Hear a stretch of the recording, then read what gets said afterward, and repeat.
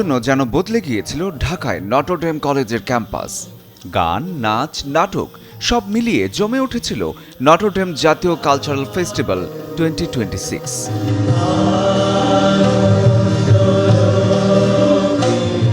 Notre Dame cultural club আয়োজিত 10ম জাতীয় সাংস্কৃতিক উৎসব শেষ হয় পুরস্কার বিতরণের মধ্য দিয়ে। এই 3 দিনে ছিল 26টি ভিন্নধর্মী আয়োজন, গান, নাটক, পাপেট শো।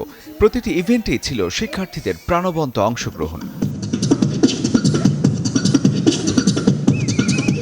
দলগত রবীন্দ্রসঙ্গীতে সবাই গলা মিলিয়েছেন একসাথে, যেখানে শিক্ষার্থীদের অভিজ্ঞতা, উৎসাহ, আনন্দ আর অংশগ্রহণের গল্প। স্টেজে আসার জন্য আমার একটা স্পৃহা ছিল, সো স্পৃহা থেকে আমি চেষ্টা করে যাই, এবং যখন জানতে পারি নটরডেমে এরকম একটা সুযোগ দেওয়া হচ্ছে, আমাদের টিচাররা আমাদের সুযোগ করে দিয়েছেন এবং মাননীয় স্যার আসছেন এই ভাগের বিচারক হিসেবে, আমি প্র্যাকটিস করলাম 1 সপ্তাহ just, then sir then champion. Thank you so much, thank you so much.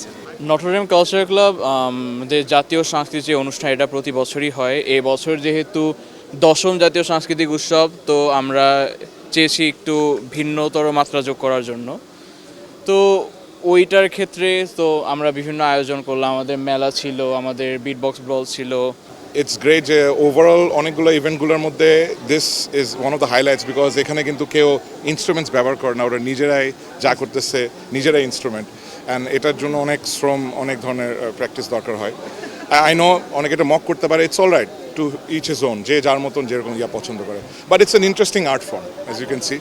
শিক্ষার্থীদের অনুপ্রাণিত করতে উপস্থিত হন চিরকুট ব্যান্ডের সুমি। ছোটবেলা থেকে এই যে আওয়াজগুলো শুনে শুনে বড় হয়েছে, এটাই আসলে বাংলাদেশ মনে হয় আমাদের কাছে, এবং এটা যত বেশি স্কুল কলেজগুলোতে হবে, আমাদের মনন মেধা তত বেশি আসলে প্রস্ফুটিত হবে। গর্বের সাথে রুল করছে লিটারেলি, এবং আমি শিওর যে তোমরাও করবা। এত কিছু তো মাথা ঘামাবে না, নিজের গড়ো, নিজেকে গড়ো, নিজের স্ট্রেংথটা জানো, সিদ্ধান্ত নাও তুমি আসলে কি হতে চাও, সেটার পিছনে সময় দাও, অনেক কিছুতে ছুটো না, একটা জিনিস ফোকাস করো সেটাতে। আমি বলছি না স্বার্থপর হও। পুরো আয়োজন জুড়ে ছিল নতুন প্রতিভা তুলে ধরার চেষ্টা, যেখানে শুধু বিজয় নয়, নিজের প্রতিভা দেখানোর সুযোগটাই ছিল বড় বিষয়। সাবেকরাও যুক্ত হয়েছিলেন এই আয়োজনে, যা এক ধরনের কমিউনিটি ফিল তৈরি করেছিল। এমন আয়োজন শুধু বিনোদন নয়, তরুণদের মধ্যে আত্মবিশ্বাস, সৃজনশীলতা আর সংস্কৃতির সাথে সংযোগ তৈরি করে। 3 দিনের এই আয়োজনে মিডিয়া পার্টনার ছিল চ্যানেল 24।